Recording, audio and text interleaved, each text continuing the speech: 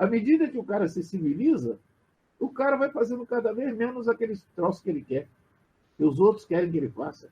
É muito melhor você se divertir, beber cerveja, discutir, bater um papo, do que você estar matando os outros armado até os dentes, queimando, deslaçando. Quer dizer, essa ideologia de peão não é compatível com quem quer ser feliz. E nós temos que ousar praticar a felicidade, libertar as pessoas. Libertar as pessoas.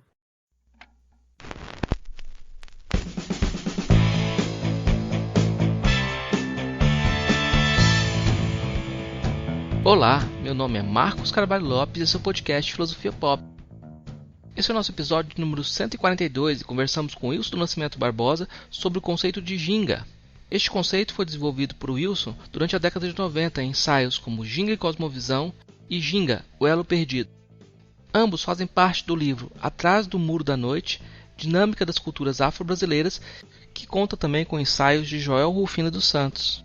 Na próxima semana a gente vai ter o último episódio do ano, uma conversa também com o professor Wilson, mas dessa vez falando sobre a ditadura, que é a nossa tradição de trazer esse tema todo final de ano. Você pode encontrar os episódios do podcast, mais textos e informações no site filosofiapop.com.br. Temos também um canal no YouTube, perfil no Twitter, Facebook e Instagram.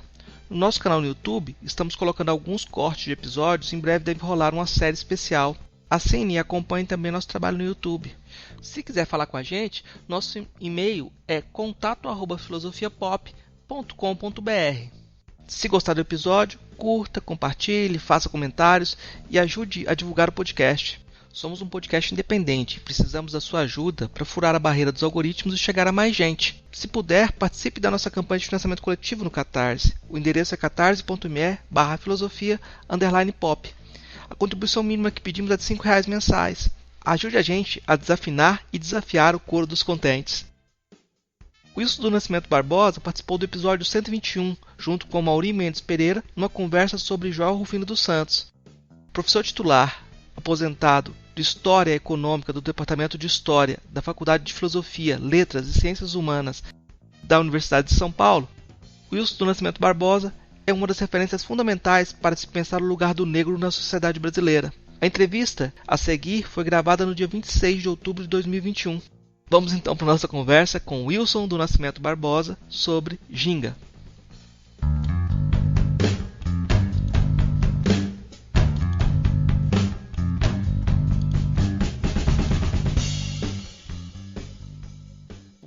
Vou começar, professor, vou começar igual o filósofo faz. Vou perguntar para o senhor agora o que é ginga. A gente vai conversando, a conversa toda vai girando. Primeiro, eu acho estranho o seu interesse na ginga. Por que você acha estranho? Não, porque a ginga é algo mais ou menos óbvio, né? Bom, a ginga é aquelas duas definições que eu dou lá no começo do paper, né? Uma da Martini, aquele professor de capoeira, e a outra, não me lembro mais quem é, mas é uma talvez do dicionário do Aurélio, uma coisa assim. Isso. E o sentido que eu dou à ginga é um pouco mais amplo do que isso. A ginga é uma espécie de filosofia natural do homem quase natural. O que eu quero dizer com isso? É a maneira da pessoa encarar a vida numa comunidade onde ainda não existe o indivíduo. Se nós formos assim para a Grécia no quarto século, nós temos alguns indivíduos, mas não temos uma sociedade formada por indivíduos. Então, quanto mais a gente vai nesse passado histórico, mais a gente verifica que o indivíduo é um fenômeno que, na antiguidade, ele aparece aqui e ali. Principalmente os dominadores formam indivíduos. Mas o conjunto da sociedade não se percebe como formada por indivíduos. Por que a gente sabe disso? Porque a pessoa ela cumpre uma formalidade social determinada pelas regras da sociedade. Ela não se percebe fora daquelas regras. Então, quando eu digo ginga, eu quero dizer aquela maneira de ser em que as pessoas todas participam da mesma culturalidade. E essa culturalidade, quando mais atrás a gente vai, mais ela se revela para os padrões do século XVIII ou XIX como irracional e como, portanto, irrazão, portanto, uma vida à beira da natureza. Né? Porque com a sociedade muito pobre, muito sem tecnologia, com uma tecnologia muito primitiva e tudo isso, ela tem um equilíbrio, mas é o equilíbrio que ela estabelece com a natureza. As pessoas dessa sociedade, elas se julgam parte da natureza. Eu tenho alguns dos meus textos, naquele livro Caminho do Negro no Brasil, também naquele texto que eu falo sobre o Ganga. Ali eu coloco várias dessas questões que estão associadas com a ideia da ginga. Porque eu acho que as sociedades primeiras, as mais antigas e primitivas, né? Primitivo porque veio primeiro, justamente. Não é porque ela seja mais boa do que a gente. Essas sociedades primeiras, elas gingavam, quer dizer, elas tinham uma cultura que era elaborada coletivamente por todo o grupo no momento em que eles viviam. E tinham um comportamento mágico no meio ambiente. A relação mágica é uma relação irracional. É uma relação que não corresponde, pelo menos, à razão histórica. É um fenômeno, para nós, criados até recentemente, eu diria que é do século do Renascimento para cá. Né? E o homem medieval, ele vivia um pouco nesse mundo meio mágico. O homem antigo vivia mais ainda. Então, isso é um fenômeno muito recente, a sociedade que pretende a racionalidade. Né? Ela deu com os burros na água porque ela tem um sistema privatista, que é a sociedade do capital, o capitalismo, e a proposta dela é de libertar o indivíduo. Né? Você vê lá os filósofos do século XVIII, Hegel à frente, ele considera o indivíduo uma espécie de aberração. É um monstro, um cara que vai quebrar o brinquedo que deram para ele. E realmente o indivíduo no século XIX e XX não foi bem sucedido como se pretendia que fosse. Como diziam os filósofos iluministas, Kant, Rousseau, etc., eles pretendiam que o homem estava se libertando, né? Diderot, o homem estava se libertando das trevas e do passado. Mas os instrumentos que foram dados ao homem para libertar-se, ele criou novos laços de escravização. Quer dizer, as determinações do século XIX são muito mais pesadas que as do século XVIII. Só que são criadas pelos próprios indivíduos que estão no século XIX. Ao homem criar uma liberdade para si, que a primeira liberdade apropriada é pequeno-burguesa, e logo em seguida é a burguesa, com a Revolução, primeiro a Revolução Inglesa, depois a Revolução Francesa, ele pega essa liberdade para escravizar os outros homens. E ao escravizar os outros homens no processo de produção, ele escraviza a si próprio. Então, as determinações de 1850 talvez sejam maiores até que as de 1750.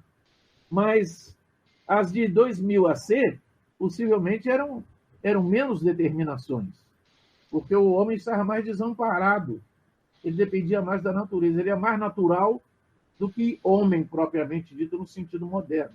Homem, ser histórico.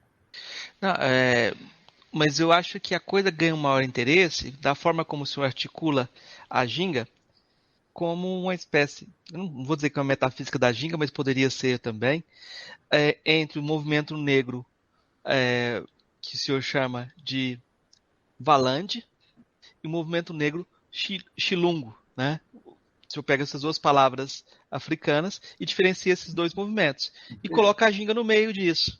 Eu queria que o senhor explicasse o que seriam esses dois movimentos. Não, isso é uma provocação, porque, do ponto de vista marxista, mesmo esse indivíduo da sociedade capitalista, ele não vive fora de determinações outras que não as que ele cria. Ele já ao nascer, ele já é educado com uma série de determinações que dão a ele um lugar como ser produtivo no processo de produção do capital. Além disso, ele enrola os cadastros do tênis com que ele anda e cria mais determinações para ele. Então, ele malbarata sartreanamente a liberdade dele. Ele tem uma dificuldade de exercer a liberdade. E a sociedade do capital é a sociedade da indiferença. Quer dizer, o capital, ele é indiferente a quem ele explora, ele é indiferente a quem compra. Não interessa para ele ser o chefe de uma tribo, que o cara tem dinheiro para comprar, compra. Se o cara é preto, tem dinheiro para comprar, compra. Se o cara é branco do olho azul, tem dinheiro para comprar, compra. O capital, ele quer indiferença. Indiferença ao produzir a mercadoria, indiferença ao vender a mercadoria, indiferença ao contratar a mão de obra, indiferença ao despedir a mão de obra. Então, o capital, ele é tudo, menos o defensor da liberdade individual, que ele aparentemente é. Né? Ele só ficou com o discurso liberal da Revolução Francesa.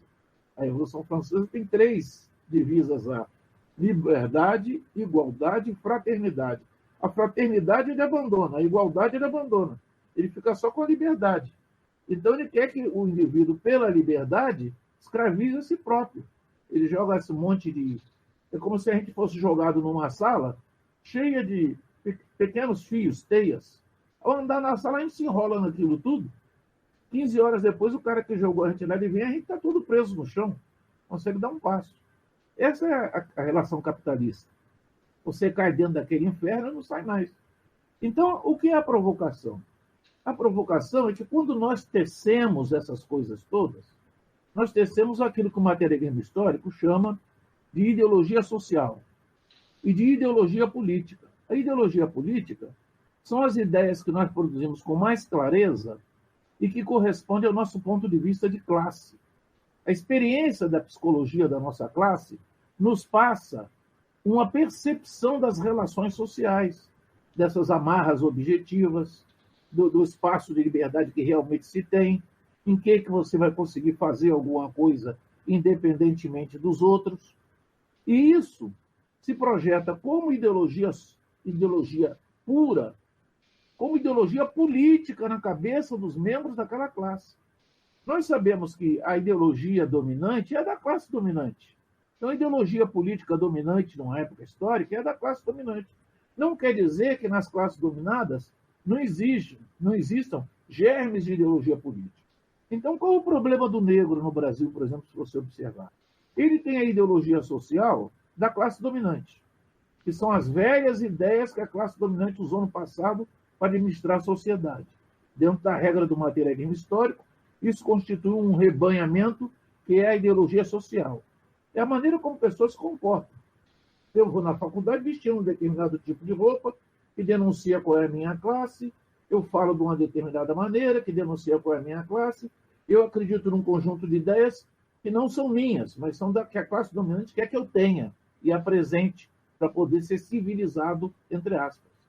Então, essa ideologia social, ela oculta e prejudica a minha ideologia política, o que é a minha verdadeira ideologia, que ou deveria ser o modo de pensar da minha classe, o que é o subproduto da minha psicologia social de classe. Toda classe tem uma psicologia própria. Né? Quando eu digo assim para você, todo patrão é vagabundo, eu estou expressando um traço da psicologia social do trabalhador. Nenhum trabalhador deixa de acreditar que todo patrão é vagabundo. Embora ele não diga isso. Mas ele disse para o filho dele, ele disse para o colega de trabalho, olha lá, o vagabundo já vai sentar na salinha dele e fingir que está trabalhando. Agora, o que ele pode dizer é, nós apoiamos as classes produtivas no desenvolvimento da nossa fábrica. Essa é a ideologia social, é aquilo que a classe dominante ensina a ele que ele tem que dizer. Agora, o que acontece com o negro? O negro é um setor das forças sociais em presença. Ele tem que desenvolver a sua própria psicologia social que decorre das suas experiências específicas. O negro sofre coisas da prática social dele que outros setores não negros não sofrem. Então, ele tem a sua própria psicologia social. Os negros, entre si, pensam e falam diferente do que eles falam dentro da própria classe a que eles pertencem. Porque eles têm que viver enquanto a experiência deles. Ora, essa psicologia social tem que projetar uma ideologia política que corresponda a elas.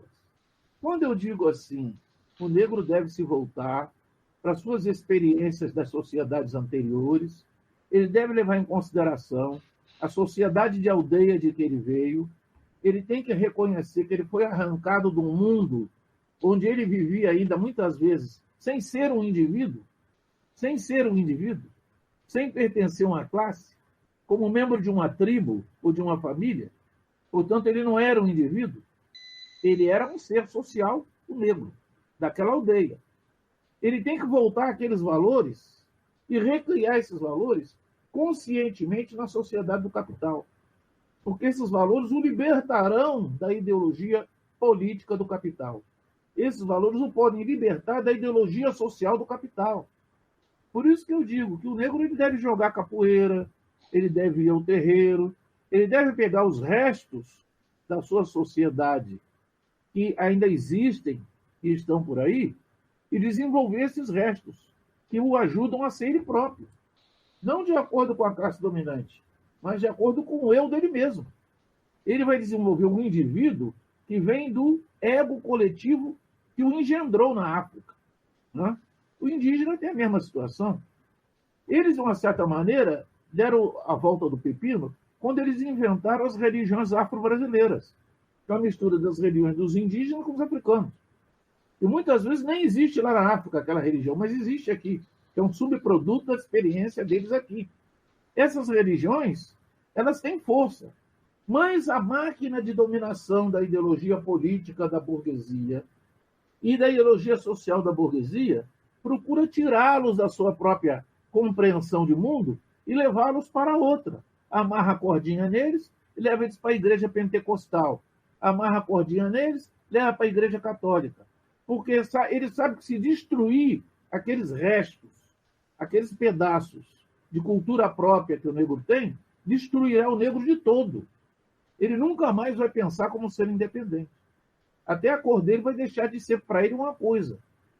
Esse processo é uma luta objetiva que se dá na sociedade. Então, quando eu falo de Njinga, eu estou provocando. Eu estou chamando a pessoa para pensar, olha, você vem de uma sociedade montada na irrazão, uma sociedade em que a sua alma é coletiva. Por que você vai aceitar ser católico, ou ser cristão, ou ser isso, ou ser aquilo, se você não é nada disso? Seu avô não era nada disso. Por que você quer ser bobo agora? Por que você quer ser mais produtivo do ponto de vista do capital? Por que não ir para a praça pública? Por que não jogar capoeira? Joga capoeira, cara. Se você não puder fazer nada, você passar 8 horas por dia jogando capoeira, você ferrou eles. Como é que eles vão explorar você? 8 horas por dia jogar capoeira é muito, professor. Mas eu vou te perguntar. Fica forte, pelo menos, né? E tem muito jeito de jogar capoeira. A gente pode jogar uma capoeira mais de leve também. Mas deixa, a capoeira original, a chamada capoeira dura, capoeira angola, capoeira bolinha, elas eram jogadas por trabalhadores das docas, e naquela época no navio não encostava, não, cara. O navio ficava lá fora, você pegava o saco, botava no barco, remava e ia até lá, subia os sacos e arrumava lá dentro. E vinha buscar mais. Esses trabalhadores, quando não estavam carregando peso, estavam jogando capoeira. Então, o corpo deles era uma mola. Sim. Eles estavam completamente dissociados daquele mundo de indivíduo. Ele não era indivíduo. Ele era um eu coletivo na roda. O senhor fala de um processo de alienação, e aí, olha só, o interesse todo é muito interessante como há uma releitura de Hegel nesse contexto. O senhor faz essa releitura, o senhor pega o Hegel e torce ele todinho também. Né? Claro, então, uso a dialética dele para o que me serve. Claro, então, quando o senhor fala da alienação... Daí o estranhamento de que a gente não deve usar a filosofia racional. Claro que a gente deve. Sim, sim.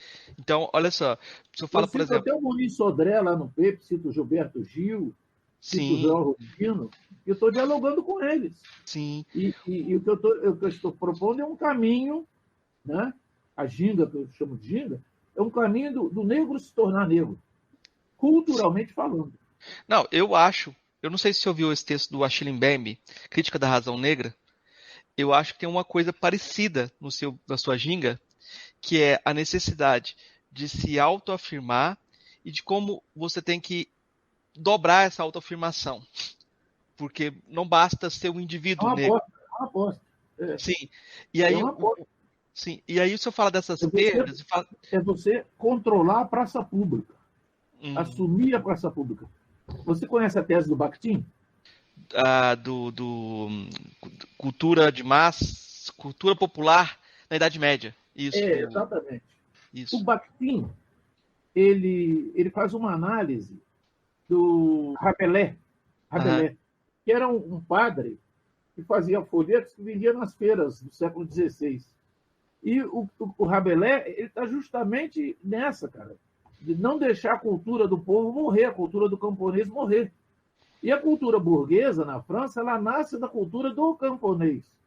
Porque os caras que faziam os folhetos com Rabelais e penduravam naqueles fios de barbante e vendiam nas feiras, que é igual o nosso volante do nordestino aí, da feira, né? O cara que fazia aquilo, ali que surgiu a Pleiade, quer dizer, os escritores da burguesia. E eles tiraram do Rabelais o que puderam e depois jogaram o Rabelais para fora do mundo deles. Porque toda obra de arte é criada pelo povo, né? Então, a grande provocação é essa. O povo cria a obra de arte. A burguesia se apropria da obra de arte do povo, através do artesão que faz a obra de arte individualizada para ele. Ele é o indivíduo nascente, não é o povo que é o indivíduo nascente. O povo é a maioria. O povo é de onde ele veio. Então, é importante a gente perceber isso. Eu vou te perguntar como foi. Eu vou perguntar essa pergunta mais biográfica. Porque no texto o senhor fala que no terreiro da sua avó, Yalorixá da Issa, o senhor encontrava sempre o João da Baiana, reitor dos prazeres. Então, falar de intelectualidade negra já estava ali, né? Mas o senhor passou pela academia, né? E como é que foi esse processo? Houve essa alienação, essa contra-alienação? Como é que foi isso para você? Veja, filho, o negro ele tem uma intelectualidade social. Aquilo que a gente fala, ele é porta-voz da classe e tal, aquela discussão gramsciana toda. É claro que se você você for num terreiro de Umbanda ou num terreiro de Candomblé, todas aquelas pessoas que estão ali dirigindo a terreiro são intelectuais e fazem um trabalho extraordinário, mantém a casa daquela viva, funcionando e dá assistência espiritual às pessoas que vão lá, conselhos, arrumar a vida daquelas pessoas. Então, isso não é brincadeira, são super intelectuais. É mais intelectual do que o cara que está na universidade dando curso. Porque às vezes o cara não arruma a cabeça de ninguém e o cara lá no terreiro arruma. Então, esse intelectual já existe. O que eu estou dizendo é que o negro que não está lá no terreiro, ele deve assumir como indivíduo a condição de intelectual da sua sociedade, que é o coletivo dos negros. Ele tem que pensar, falar em nome desse coletivo, escrever. Quer dizer, eu estou me justificando a mim mesmo. Ó. Vou escrever sobre isso porque eu sou negro. Se eu fosse branco, eu não ia escrever sobre isso, ia escrever sobre outra coisa. Então, você pergunta, mas como é esse problema, a alienação?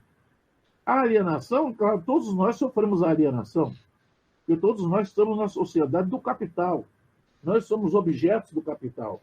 Quanto mais indivíduos nós somos, mais objetos do capital nós somos. Mesmo eu, quando estou escrevendo esse paper A Ginga, eu sou um boneco do capital. Eu consegui roubar alguns minutos para escrever aquele texto. Eu tive um lampejo de consciência e escrevi o texto.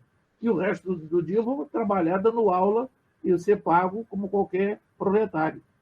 Poderia estar trabalhando com enxada na mão, estou trabalhando com um livro na mão. É a mesma coisa. Agora, o fato de nós sermos alienados não quer dizer que nós não possamos ter iluminações, lampejos de percepção e entender racionalmente a situação do nosso grupo, da nossa etnia, da nossa classe e trabalhar para esse povo. Né? É a mesma coisa lá do Joel Rufino. Ele é um intelectual, ele dá um curso dele na faculdade, ele é escritor, escreve romance, literatura, e também escreve sobre a vida dele enquanto negro. E faz proposições para o coletivo dos negros. Né? Então, é isso que é. Mas esse é um ponto que o senhor colocou de semelhança com o Joel Rufino, que o Joel Rufino, o último livro dele, sobre époras do social, em que ele falava como pode o intelectual trabalhar para o povo. E aí você tem uma dobradura aí de você ocupar esses espaços acadêmicos, mas não deixar Heitor de Prazeres de lado como seu guia intelectual também, não deixar sua avó... Se você tiver a percepção da sua condição, você não deixa, porque você vem deles. Eles é que te educaram, na verdade. É claro, eu fui educado também pela minha professora primária, que era branca, pela minha professora na universidade, que era branca, pelo meu outro professor, que era branco, Darcy Ribeiro, por exemplo, etc. Mas isso não quer dizer que eu não fui educado pelo meu pai, pela minha mãe, pelos pais de santos que eu conheci na minha infância, pela minha avó, que era mãe de santo, pela outra minha avó, que não era mãe de santo. Claro que eu fui educado por eles. Então, como é que eu vou virar as costas para eles e vou só ficar lendo o Hegel? Não, eu leio o Hegel para entendê-los e para recolocá-los na vida. E o senhor fala da perda do saber corporal? É a perda do saber corporal, cara, é a perda da ginga. A perda da fala, da própria linguagem, e a perda do eu. Exatamente. Esse caminho todo Porque aí a gente emerge com um eu branco. Nós somos negros. Estamos na massa negra. Viemos trazidos como escravos na massa negra. Ninguém se preocupou com a nossa individualidade. Nós pegamos restos da nossa cultura e nos construímos. Temos acesso à cultura da burguesia e emergimos como eu branco. Quer dizer, emergimos como outro. Ora, até seria bom emergir como outro, mas no caso que a gente estivesse destruindo a sociedade do individualismo. É diferente você deixar que o outro se projete para você adaptar-se a ele, reconhecer o outro como um ser legítimo na vida social, e é diferente o eu da burguesia, que eu projeto o meu eu no eu do outro, e só vejo no outro o que eu acho que deve existir nele, e o outro deve servir para mim. Se ele não serve para mim, eu tenho que destruí-lo. Agora, nós emergimos como eu branco, quer dizer, eu quero destruir o outro. Inclusive, é comum um negro que mata um negro, ele está pensando como branco. Você viu o cara da polícia militar que atira no menino negro na porta do barraco? Ele está pensando como branco. Ele acha que a sociedade branca vai dar uma medalha para ele. Quer dizer, o eu dele, o ego dele, não é negro, é branco. Ele está entendendo como branco. Nesse sentido aí, quando você faz a dialética de falar, olha, a cultura burguesa não é a base da cultura brasileira. A cultura burguesa, ela é uma antítese, ela é uma negação da... É um verniz que passa por cima, a máquina do Estado passa por cima, porque só tem índio e preto aqui, cara. São 70% da população. E isso depois deles passarem 400 anos despejando branco aqui. Eles só são 30%. É claro que não tem nada contra eles. Até temos um parentesco com eles também. Por exemplo, do ponto de... É uma coisa que até eu sempre tive dificuldade de explicar, é porque quando eu às vezes estava fazendo uma palestra, explicando, etc., sempre tinha aquele negro ou aquela negra na plateia que dizia: professor, a sua esposa, ela é o quê? Ela é negra ou é branca? Eu digo, de acordo com os critérios etnográficos brasileiros, ela é branca. Ah, mas o senhor não achou uma negra para casar? Eu realmente não achei uma negra para casar. Porque nos ambientes que eu vivia, não tinha quase negra. Aliás, eu tive até uma colega negra, muito bonita, que um dia eu cheguei para ela e disse assim: fulana, vamos ao cinema ver um filme? Ela olhou para mim assim, de cima e embaixo. Eu sempre gostei dela, ela já morreu, coitada, uma pessoa maravilhosa. Eu disse: você não se enxerga, não? Me botou no meu lugar. Eu digo: não, desculpe, eu não estou propondo namoro com você, eu só convidei você para ir ao cinema, isso aí de fininho ali. Então, as pessoas não entendem isso, que você vai viver com as pessoas que você vive. É o mesmo caso do branco na favela. Ele vive com o preto que está ali, porque ele só tem o preto para ele viver. O outro branco lá da Zona Sul, ou do bairro Rico, pode dizer para ele: pô, mas você anda com preto, cara? Ele anda com preto porque ele é preto também. Ele vive no meio dos pretos. Eu, como fiz a universidade, eu sou branco. Fui jogado lá no meio dos brancos e tive que viver com os brancos. Agora, a minha consciência, o meu ego ao se revelar, não pode ser só um ego branco. Eu tenho que trabalhar o ego negro que está escondido por debaixo dele e, se puder, fazê-lo aflorar e ver o mundo como negro. Tentar ver como negro. Não estou dizendo nem que a gente consiga, mas tentar ver. Porque é só da somatória de todos os negros que vêm como negros que nasce uma intelectualidade negra dentro do mundo do capital. Eu estou pensando aqui, porque na semana passada, eu encontrei a tese da Helena Teodoro. Ela foi a primeira a defender uma tese de filosofia africana, de cultura negra, no departamento de filosofia. Ela defendeu em 84, me parece, e chama O Negro no Espelho. E é muito curioso que ela fez a tese dela, deixou a academia para lá e foi trabalhar com escola de samba, com outras coisas. Mas isso é a continuidade, não é? Quando você pensa nessa ideia de ginga... Exato, exato. Ela viu que ela só teria espaço, talvez, na universidade, se ela renunciasse a certos valores que ela estava querendo desenvolver. Então, ela deixou para lá, ela teve ginga, digamos. Ela fingiu que foi para um lado e foi para o outro. Eu vi um outro exemplo de ginga numa tese de doutorado, que a pessoa estava falando sobre Heidegger, mas era capoeirista. Uhum. Aí chegou na hora da defesa, o professor fez uma pergunta, o orientador fez uma pergunta que nunca tinha feito. Aí ela pegou e respondeu: essa pergunta é muito boa, eu nunca tinha pensado nela, mas o senhor foi meu orientador e eu sei que o senhor não vai me deixar na mão nessa hora e vai me ajudar a responder essa questão. E depois colocou esse como exemplo de ginga. Exatamente. Por que nós, quando o Heidegger está fazendo a discussão toda, que leva à percepção da irracionalidade na racionalidade capitalista, por que ela não pode se valer dessa dialética, esse ponto de contradição que existe na mentalidade do capital? Não é? Porque a irrazão, que é Schopenhauer, Kierkegaard, Nietzsche, Heidegger, Husserl, eles defendem a teoria da irrazão, que propõe a libertação do indivíduo como fenômeno. Mas, dialeticamente, ao fazer esse discurso, eles acabam fornecendo elementos para uma crítica da sociedade do capital, que falsamente é racional. Ela vem da Revolução Francesa, mas ela abandonou os melhores princípios que lhe foram dados pelo iluminismo e foi transformar a razão na fábrica de tecnologia, na substituição de mão de obra do processo produtivo, e em medidas dúbias para escravizar os trabalhadores através das máquinas. Então, o progresso deles não é progresso coisa nenhuma, é discurso sobre o progresso. E aí, a outra linha, que era irracional lá atrás, joga um papel de racionalidade ao denunciar o mundo que eles estão construindo, em que os indivíduos têm um caminho falso, através do falso desenvolvimento capitalista. Então, por que ela não pode estudar isso e explorar isso também? Pode. Ela está viva. Eu acho que eu vou voltar um pouquinho para comentar um pouquinho da divisão entre movimento negro Valande e movimento negro Xilungo, porque lá se eu dar o exemplo do samba, das escolas de samba, como Valande no sentido de preservação da cultura do negro pelo negro, e por outro lado, você vê esse movimento que é um movimento negro com cara branca. Que é um cara movimento branco, negro exatamente. Quer servir ao branco. E acaba transformando esses elementos todos em produtos. Que é, por exemplo, a experiência histórica da imprensa negra no Xilungo. Eles estão enquadrando o negro para trabalhar para o branco. E dizendo que o negro deve se vestir como branco, pentear o cabelo como branco, se arrumar como branco, viver como branco.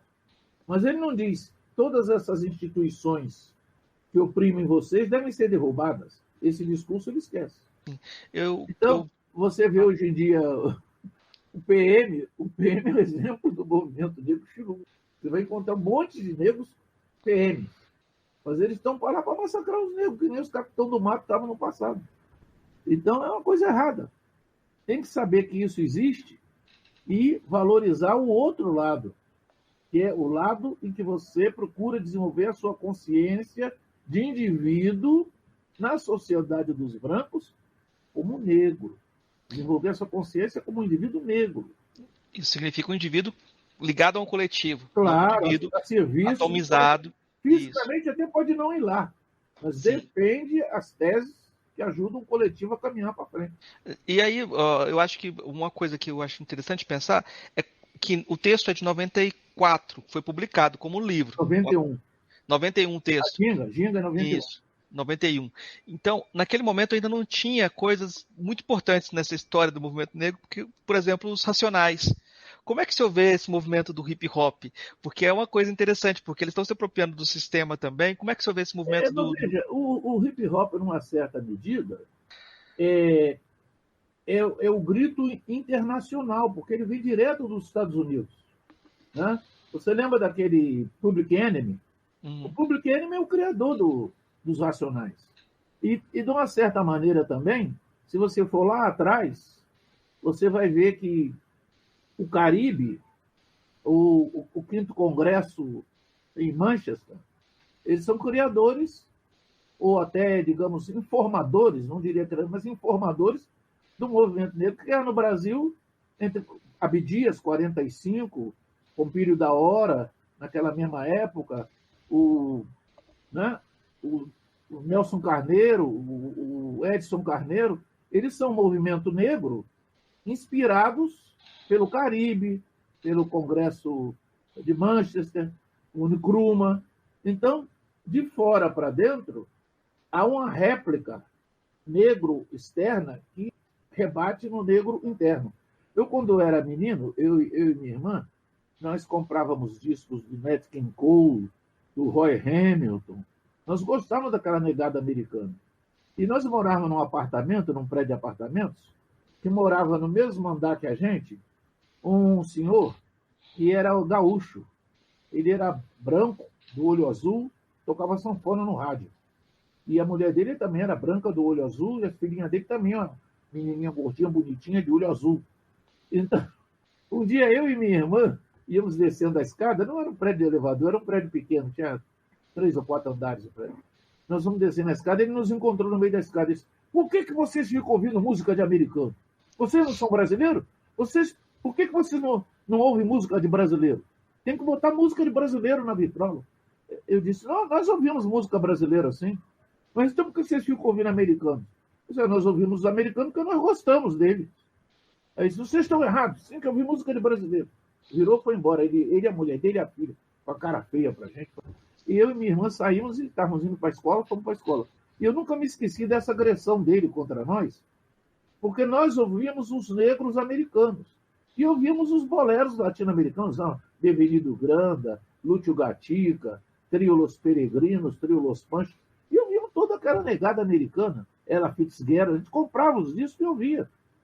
E ele ficava nervoso, porque ele achava que a gente tinha que ouvir a música da sanfona lá do Rio Grande do Sul dele. Quer dizer, ele não via que etnicamente nós não estávamos no contexto dele. O jogo dele não era jogo para nós. Nós estávamos mais perto do Roy Hamilton ou do Nat King Cole do que dele. Dizia mais para a gente. E realmente a música dele não chega nem a ser uma música de igreja na Itália, porque é uma sanfoninha herege, tocada lá fora. Esses dias eu estava dando aula no Lab e dando aula de filosofia africana. Aí eu tinha um aluno nessas videoaulas, eu vi que no fundo da tela tinha um violão, algo que eu identifiquei como violão. E eu perguntei para ele se ele conhecia algo de filosofia africana, ele falou que não. E eu pensei no recôncavo, um cara que toca violão, ele conhece. Eu perguntei: o que é isso atrás? Ele falou: é um baixo. Eu falei: você conhece Motown? Você conhece... Porque se a gente pega esse ritmo que está no corpo, essa criação de comunidade através do ritmo, a gente tem aí a filosofia africana também. Claro. Porque a Motown é uma grande sacada nesse sentido de usar o sistema capitalista para que os negros fossem ouvidos também. E tem um significado de resistência.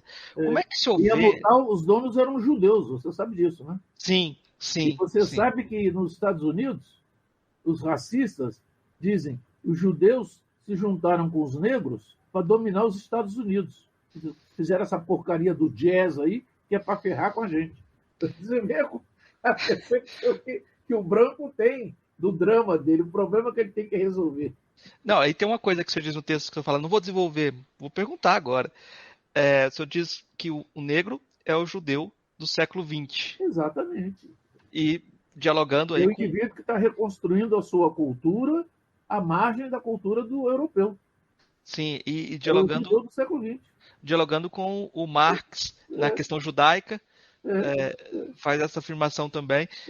Então, dá para desenvolver um pouquinho mais? Por que se a gente pegar a questão judaica hoje e ler como questão negra, qual o resultado disso? Porque o judeu ele tinha um problema, na época do Marx, que ele era a étnico-cultura dele. E, ao mesmo tempo, se ele quisesse ter um posto na sociedade capitalista, ele tinha que se portar para fora como um europeu comum, um branco comum. Você vê, os judeus alemães, eles eram só 2 milhões na época do Hitler. De 64 milhões de habitantes da Alemanha, eles eram 2 milhões, 62 milhões de alemães não eram judeus. E o Hitler matou 1 milhão de judeus, ele matou a metade dos judeus alemães.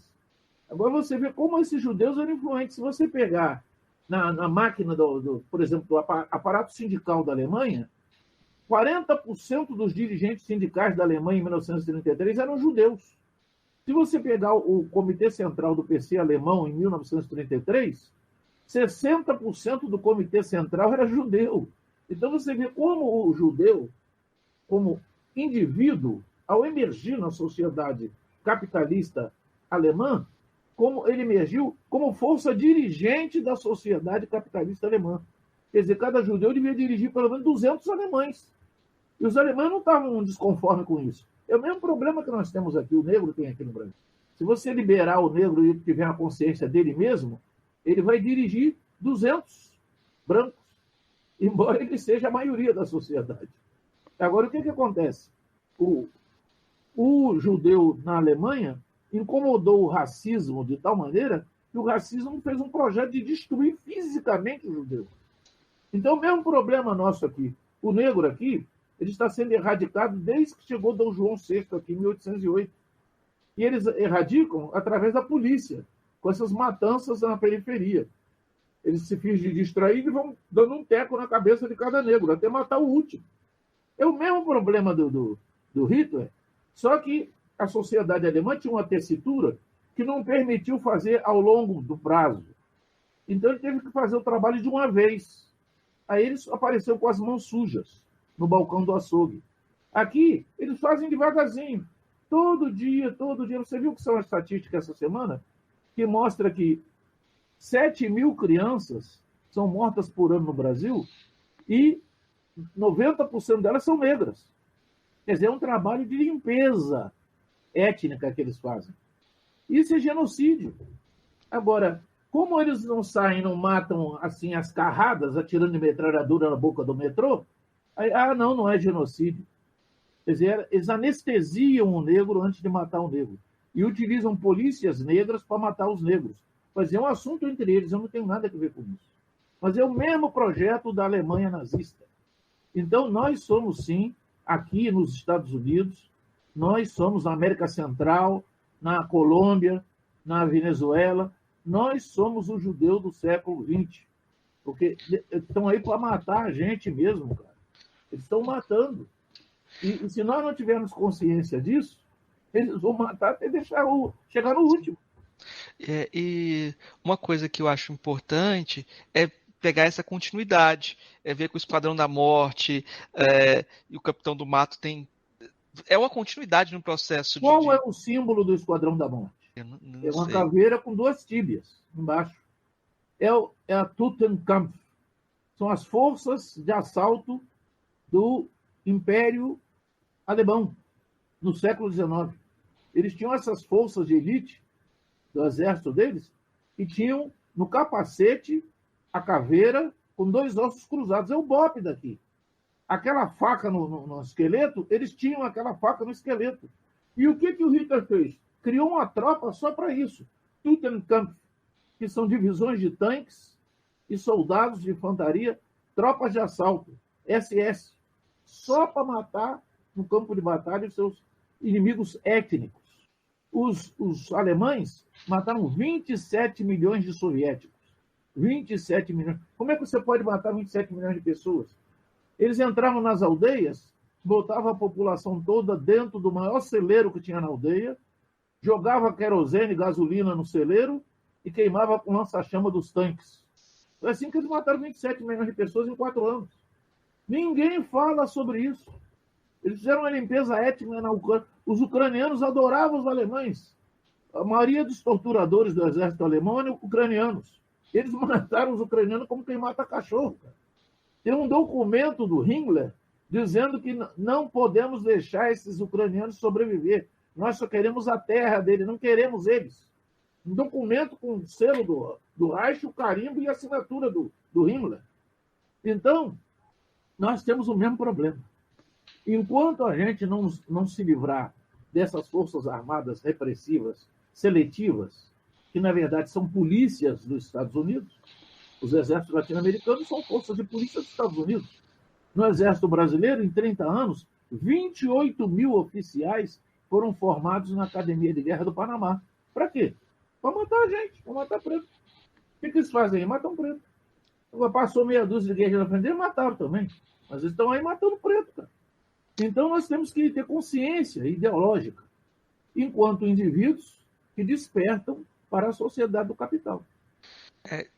Eu acho que a gente perceber na quantidade desse quadro é uma coisa bem chocante, mas eu acho que tem uma coisa no final do seu texto que permanece, e eu vou te perguntar sobre isso também, que é a necessidade de procurar táticas e fazer alianças estratégicas para intervir no presente.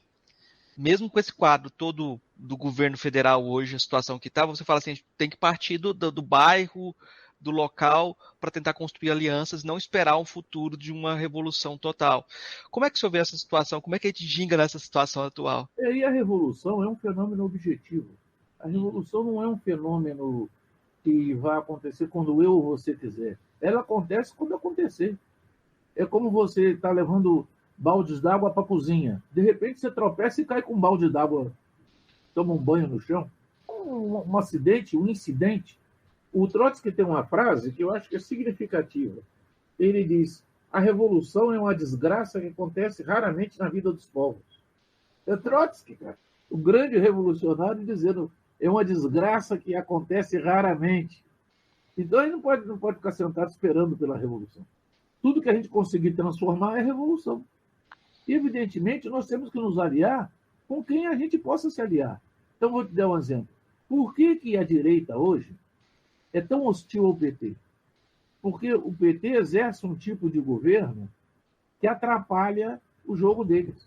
Então, por que nós não vamos nos aliar com o PT? Por que não apoiar o PT? Apoiamos. Né?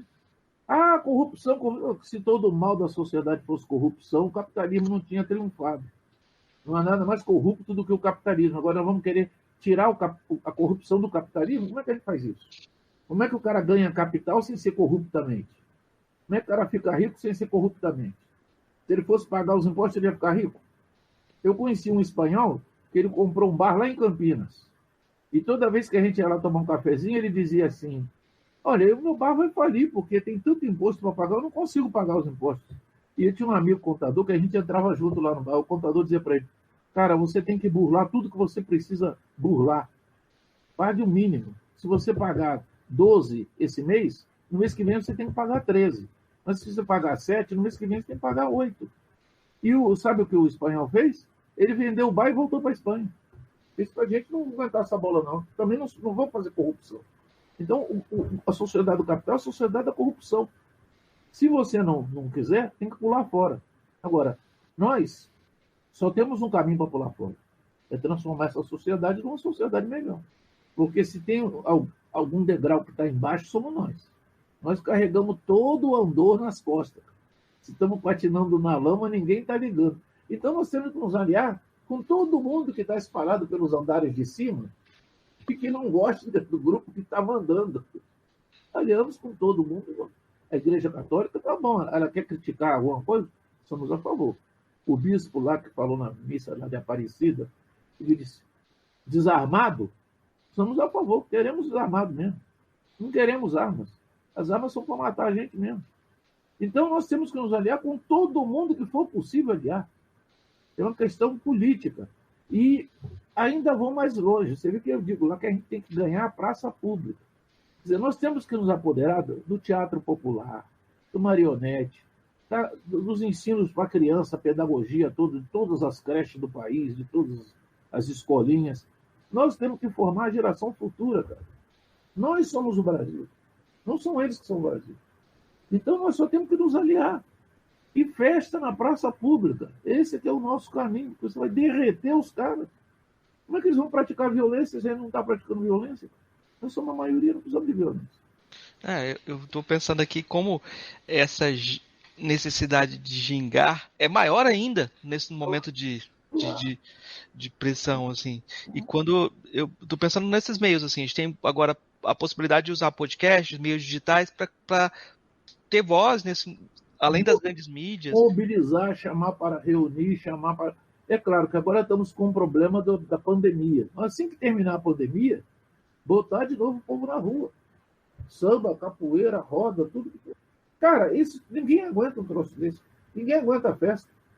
O Mussolini dizia dos italianos que ele não entendia como é que o Império Romano, que era a força mais cruel da história do Mediterrâneo, os romanos daquela época queimavam os inimigos deles vivos, né? Como é que os italianos que tiveram o Império Romano redundaram naquele povo de merda, como ele chamava de povo de merda, que não conseguia nem derrotar a Abissínia, a Etiópia. Eu digo, sabe por quê? Pela civilização. À medida que o cara se civiliza, o cara vai fazendo cada vez menos aqueles troços que ele quer, que os outros querem que ele faça. É muito melhor você se divertir, beber cerveja, discutir, bater um papo, do que você estar matando os outros armado até os dentes, queimando, devastando. Quer dizer, essa ideologia de peão não é compatível com quem quer ser feliz. E nós temos que ousar praticar a felicidade, libertar as pessoas. Libertar as pessoas. A gente está chegando quase numa encruzilhada no Brasil, assim, que da continuidade desse governo parece improvável que os militares queiram sair do barco, né? Eles vão perder a próxima eleição e vão tentar dar o golpe. O senhor me falou dessa força da festa, né? E dessa mobilização cultural. E no passado, o senhor escolheu a luta armada, né? Como é que o senhor vê esse horizonte agora? Eu escolhi a luta armada porque não tinha saída. Nós tínhamos uma ditadura. Sim. Ela já tinha se imposto. Se você pegar o Guerra de Guerrilhas do Che, no primeiro parágrafo ele diz: não desencadeie uma guerrilha se não existir uma ditadura no seu país. O último degrau de democracia burguesa é melhor do que você ter que conviver com uma guerrilha, ou ter que viver com uma ditadura. Agora, se é ditadura, você não pode apoiar a ditadura.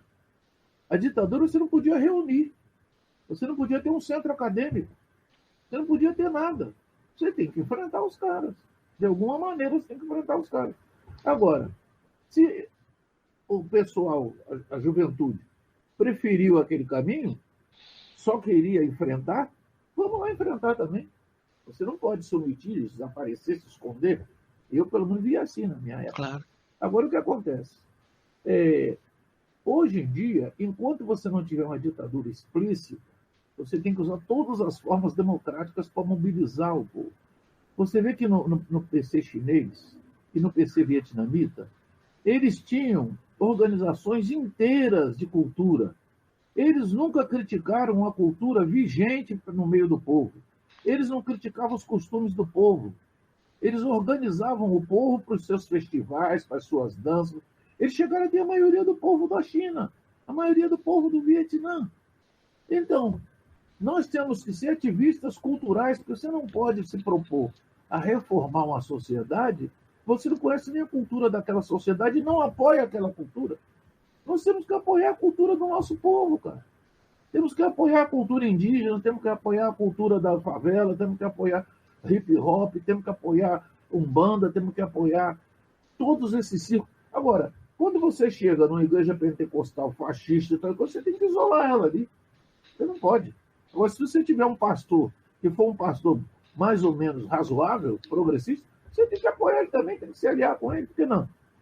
Então, eu sempre digo, o que nós estamos procurando é a unidade, porque a identidade, a gente nem vai achar a identidade. A identidade, já dizia o Hegel, você procura a vida inteira e morre sem identidade. Então, não é isso que a gente vai achar a identidade. Mas a unidade a gente pode achar, porque a unidade é um fato político. Sim, você cria um programa comum com aquele grupo e toca aquilo para frente. Você quer ver? Qual a professora primária que não é a favor de leitura das escolas, teatrinho nas escolas, marionete nas escolas, teatro na porta da escola, aula de capoeira? Não conheço nenhuma professora. Se você tiver, em cada 100 professoras primárias, vão ser 10 que é contra, 90 vão ser a favor. Então é isso que nós temos que fazer. Temos que ir lá pegar o mestre de capoeira e dizer, vamos montar um círculo aqui no bairro, vamos montar um círculo na escola, vamos entrar ali na rua tal, vamos fechar a praça tal todo dia, todo sábado às 14 horas, só abrir às 18, vai lá na polícia, entrega o ofício, cria entidade cultural, vai lá, entrega o ofício, eu estou me pedindo... mas o que vocês vão fazer na praça? Fazer uma festa. Teatrinho para as crianças e tal, depois tem uma roda de capoeira. Pronto. Nós temos que mobilizar o povo comum dentro da miséria em que ele vive, nas circunstâncias em que ele vive, e fazê-lo viver politicamente a vida que existe. Eu até num texto meu, que se chama Qualquer Coisa dos Intelectuais Negros, que eu chamo, eu digo assim que se o Copom, se a Comissão de Política Econômica, lá, que são os 18 banqueiros que reúnem lá no Banco Central, eles podem decidir a política do Brasil, por que nós, intelectuais marxistas do subúrbio, não podemos decidir a vida da nossa rua? Eu faço essa pergunta. Eles podem decidir a política econômica do Brasil, e eu não posso decidir a vida da minha rua, com os meus convizinhos que moram por ali.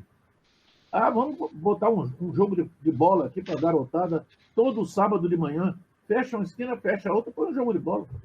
Entendeu?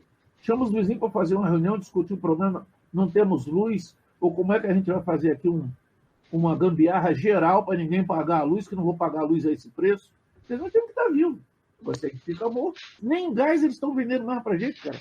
Eles estão debochando da população. Esse grupo debocha da população. O bujão de gás é 100 e tantos paus. Depois, o que eles fazem? Porque tem a eleição, eles dão 4 bilhõezinhos para as pessoas comprar gás. Por que não dão 4 bilhões para a Petrobras e deixa o bujão de gás baratinho? Por que não deu os 4 bilhões para a Petrobras? Por que tem que dar cada um com seu cartãozinho de miséria para imiserar a pessoa, desmoralizar, botar o cara como um mendigo, comprar o voto do cara? Isso a gente tem que falar para a população.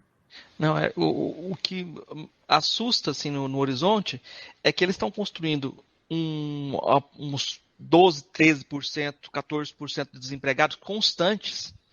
Eles vivem da miséria da população. Todo Sim. político vive da miséria da população. Os políticos subdesenvolvidos vivem da miséria da população. Eles jogam a população na miséria e depois dizem que vão combater a miséria. E eles pegam o dinheiro público que vem dos impostos dos pobres e ficam resingando com aquilo, pingando gota a gota na mão dos pobres e gastando grosso com eles e colocando no exterior. Você vê que enquanto eles dão um aumento de 43% para os prefeitos, para eles mesmos, para os vereadores, para o Supremo Tribunal de Justiça, para todos os Cortes de Justiça, eles subiram o preço da gasolina, subiram todo dia o preço da gasolina. Deboche. É deboche. É deboche que é gerado pela impunidade. Porque ninguém tem coragem de ir na favela e dizer a verdade. E você só pode dizer se você for com um círculo de capoeira, se você for com um círculo religioso, se você for com um grupo que faz teatro, se você for lá sozinho, eles vão jogar PM em cima de você. E o senhor tem dito constantemente como a desindustrialização é um processo também contínuo, vem da década de 60. Claro, mas agora chegou num ponto que... Eles querem vender ovo, galinha ensacada e boi. Mas isso é ótimo. Esse país que a gente está herdando, hoje, o Brasil, tem um horizonte muito menor que o Brasil de 64. Eu estou velhinho. Se você esperar mais 20 anos, eu não vou estar por aqui. Você vai ver o país que eles vão dar para você, para o seu filho. Você tem que ficar esperto, cara. Vocês têm que correr atrás. Vocês que são mais jovens têm que correr atrás. Você vai ver o que eles vão dar para... Eles vão transformar isso aqui, onde tem a Frente Polisário, como é que chama aquele lugar? Mauritânia. Eles transformam isso aqui na Mauritânia. O Cerrado vira um deserto e eles ficam só com trens tirando minério daqui e levando o minério embora. Duas máquinas locomotivas coladas, com 2 maquinistas dentro e 700 vagões de minério correndo atrás dele, vai tudo embora. Tudo embora. E para vocês, chumbo. É o que eles vão deixar aí. Reclamou, bala. O senhor perguntou sobre o meu interesse para a ginga. Eu estou fazendo um levantamento, tentando pensar como a filosofia africana foi pensada no Brasil. Né? Como a gente tem uma história da filosofia africana no Brasil, e eu acho que esse conceito de ginga é um desses dispositivos que é uma filosofia africana no Brasil para pensar o Brasil. Só que me parece que não é só para pensar o Brasil, ela é um dispositivo que pode ser pensado de modo panafricanista, pode ser pensado mais amplamente também. E você pode começar botando o menino na roda de capoeira, gingando. Sim, sim. Pode ser a roda de capoeira, pode ser a roda de samba. Você nem precisa falar muito, só bota ele para gingar. À medida que ele aprende a gingar, ele aprende também a se desvencilhar do que não presta. Ele adquire independência como pessoa, vai por mim. Ele perde o medo. Vê o mundo de ponta cabeça, o cara perde o medo. Mão no chão, perna no ar. Eu queria agradecer muito por essa conversa, deixar o espaço então para você dar seu recado final. Acho que a gente gingamos um pouquinho aqui de acordo com o que foi permitido nesse nosso contexto. O recado final é que me surpreendeu que você quisesse conversar sobre a ginga. Vamos ter uma conversa franca e legal, né? E eu estou dizendo aí que gosto muito do seu trabalho e espero que você consiga passar essa mensagem, que nós temos que nos organizar com a multidão. Nós somos a multidão. 100 somos um. Essa é a verdade. Temos que ser 100, mas como se fosse um só. Sem unidade, nós não conseguimos nada. Não vamos conseguir nem comprar mais um pedaço de carne no açougue e um bujão de gás para trabalhar na nossa casa. Então, isso é que eu quero dizer como despedida a você. Um grande abraço, tudo de bom, e já nos conhecemos. Estamos aí, outras conversas haverão de existir. Ei, gostou do nosso episódio? Apoia a gente lá no Catarse, é só R$5 por mês, o preço de um cafezinho. Ajuda a gente a continuar divulgando a filosofia no Brasil. catarse.me/filosofia_pop